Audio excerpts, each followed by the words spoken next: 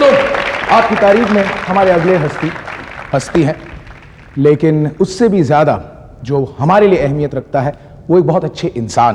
Please welcome Pankaj धीर। हाय पंकज। हाय Pankaj, show पर आने के लिए बहुत बहुत शुक्रिया। Pleasures mine. पंकज, एक बात बताइए, बहुत कम लोगों को, स्पेशली दर्शक, उनको ये पता नहीं होगा कि आप एक्टर तो हैं ही, लेकिन आप राइटर डायरेक्टर भी। उसके बारे में कुछ बताइए।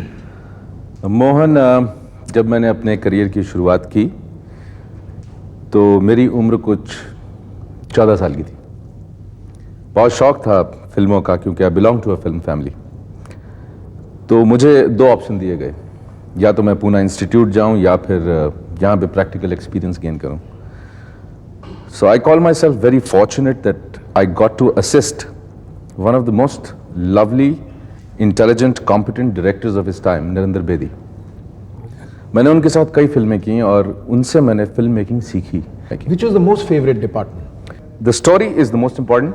After story is the screenplay, because story is just an idea. Screenplay is how you present it, and screenplay writing, according to me, is the most specialized job. You entered, आप इस industry में TV पर specially आप तब आए जब लोग TV को इतनी अहमियत नहीं देते थे। अब आप फिल्म भी करते हैं, आप फिल्म फैमिली से भी बिलोंग करते हैं। रिएक्शन क्या है फिल्म वालों का आपकी तरफ, specifically you and not TV, पर आपके के लिए क्या है? मोहन, एक कमाल का किस्सा है जो मैं आज सुनाना चाहूँगा। वो ये है कि जब हमने महाभारत शुरू की तो उस वक्त कोई और चैनल था ही नहीं। देयर वाज जस्ट DD1, और फिल्म वाले बहुत घबराते थे, स्पेशली हमारे करियर्स अच्छे चल रहे थे फिल्मों में। तो भाई टीवी करेंगे तो फिल्मों से आउट हो जाएंगे, लोग क्या कहेंगे, पता नहीं टीवी चलता है नहीं चलता है, क्या है। खैर, हम लोगों ने किया। उसके बाद एक दिन एक बहुत ही बड़े एक्टर हैं, उनका नाम नहीं लूंगा यहाँ पे, भाई बहुत मार पड़ेगी मुझे, बहुत अच्छे दोस्त हैं बचपन के। तो वो मुझे एक दिन टकरा गए फिल्म सिटी में, कहने लगे, क्या पंकज तुम ये 3.5 किलो का बर्तन सर पे रखते हो, बर्तन मुकुट और वो कवच पहन के पूरा दिन घोड़े पे, ये क्या काम कर रहे हो तुम यार।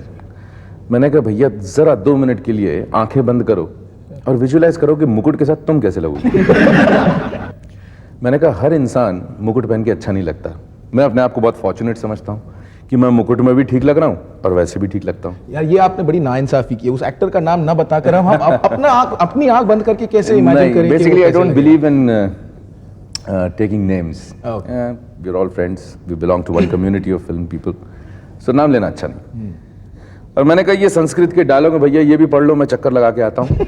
जरा नजर मार लो, ये भी हमें धूप में ही खड़े रह के घोड़ों पर बैठ के बोलना पड़ता है। घोड़ों से याद आया, आपको घोड़ों से नफरत है, मैंने सुना। नहीं, नफरत नहीं, जब घोड़ा उठा के फेंकता है तो ऑटोमेटिकली नफरत हो जाती है। कितनी बार गिरे हैं? पता नहीं कितनी बार गिरा। I think I must have fallen about 10-15 times, and bad falls, real bad falls. Mahabharat में कई किस्से हुए, ग्रेट मराठा में कई किस्से हुए, चंद्रकांता में कई किस्से हुए। मैंने रोल ही ज्यादा ऐसे किए थे। अब घूम के मैंने सोचा, भैया अब घोड़े से गिरना नहीं है। तो आप घोड़े पर नहीं बैठते? ये नहीं, बैठता हूँ, बैठना पड़ता है। ऐसा तो कर नहीं सकते कि भाई घोड़े पे बैठना ही नहीं है, बट जो रिस्की शॉट्स होते हैं, जैसे कि जंप्स होते हैं या किसी का पीछा कर रहे हैं जंगल में, तो वो मैं डुप्लीकेट से करवा लेता हूँ। I don't do it my self. लोगों को शायद ये भी नहीं पता होगा कि आप बहुत कीन स्पोर्ट्समैन हैं। वो हूँ। और एक बहुत ही इंटरेस्टिंग किस्सा हुआ था एयरपोर्ट पर, जो आप अगर हो सके तो हमारे दर्शकों को बताइए। हाँ, वो हुआ यह था कि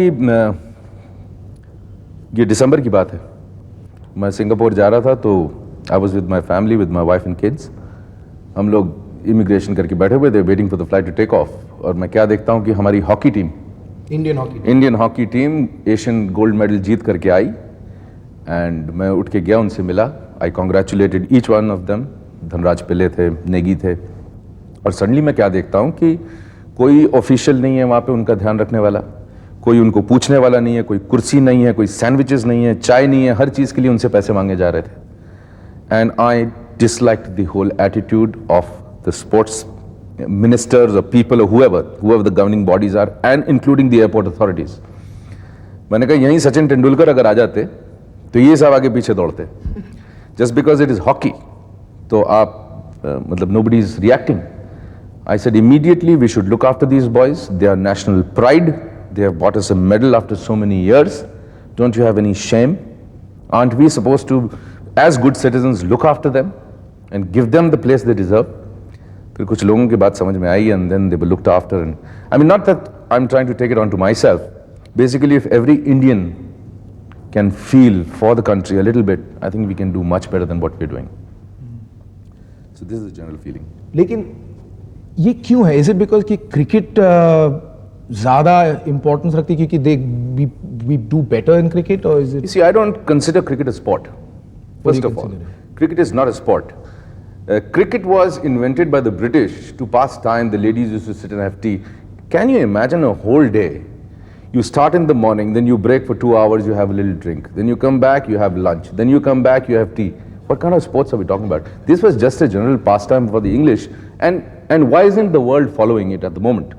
कहने का मतलब ये है कि सिर्फ जो ब्रिटिश कॉलोनीज थी वही क्रिकेट खेलती. Real sports where you can talk of athleticism, that is football, there is boxing, there is tennis, there is hockey. These are real sports, swimming. लेकिन अब फेमस हो गया है, क्रिकेट चल गया है, तो लोगों को लगता है कि भाई cricket is the main game, whereas I don't think it's a great sport. एक बार फिर फिल्मों की बात पर आते हुए, you're a writer director. आज के इस एक्टर्स एक्ट्रेसेस ये माहौल, आपके क्या व्यूज है इसके बारे में? भाई सबसे बड़ी ट्रेजेडी हिंदुस्तान में यह है कि आज की डेट में ज्यादा लोगों का कहना है कि साहब राइटर्स का फैमिन है, एक अकाल पड़ा हुआ है राइटरों को लेकर के. मेरे हिसाब से सबसे बड़ी दिक्कत यहां है कि हिंदुस्तान में कोई आदमी नहीं. आदमी का मतलब यह है a man, a mature man of the age of 40-45. हमारे पास लड़के हैं. अब लड़कों के साथ जब कभी आप फिल्म सोचेंगे, अगर आपके पास शाहरुख खान है, आमिर खान है, सलमान खान है, गोविंदा है, they are boys, they are not men, because एक एज ग्रुप उनकी ऐसी है. एक टाइम था 60-70 में जब हमारे पास संजीव कुमार थे, दिलीप कुमार थे, बलराज साहनी थे. We could make mature stories. आज की डेट में you have to start a picture either from a college और a boy who just passed out of college. तो आप ये सोचिए कि आप कितने अपने आप को लिमिट कर चुके हैं. हमारे पास कोई मैच्योर हीरोइन नहीं, ना नूतन है, ना वहीदा रहमान है, ना मीना कुमारी है, ना. We have girls, again girls who look like college students.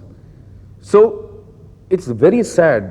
अगर आप हॉलीवुड देखें, an actor matures and is taken to be and regarded as a complete actor once he crosses 40. You talk of a Sean Connery or a Dustin Hoffman or an Al Pacino or Robert De Niro, anybody. You've got to get to that age to be or peak as a man. हमारे यहाँ जैसे ही आदमी 40 साल का होता है उसको बड़ा भाई बना देते हैं, या चाचा बना देते हैं, या अंकल बना देते हैं. ये मेरी वर्षा, do you agree? Yes, fully. नहीं तो How do you explain then कि अमिताभ बच्चन अपना वो ट्रांजिशन नहीं कर पा रहे?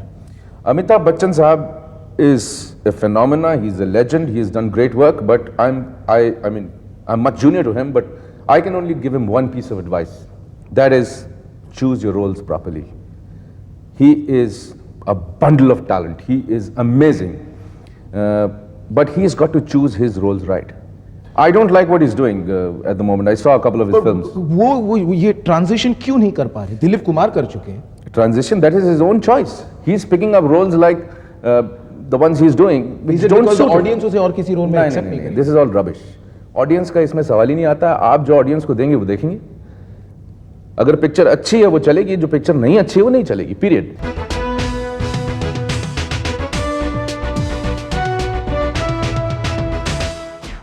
स्क्रॉल करते करते यहाँ तक आ ही गए आप, तो अब टीवी के सदाबहार और बेहतरीन शोज जैसे कि जय माता की, नूरजहां, जिंदगी और गुल गुलशन गुलफाम सिनेविस्टा क्लासिक्स पे देखना बिल्कुल भी ना भूले और सब्सक्राइब जरूर करें.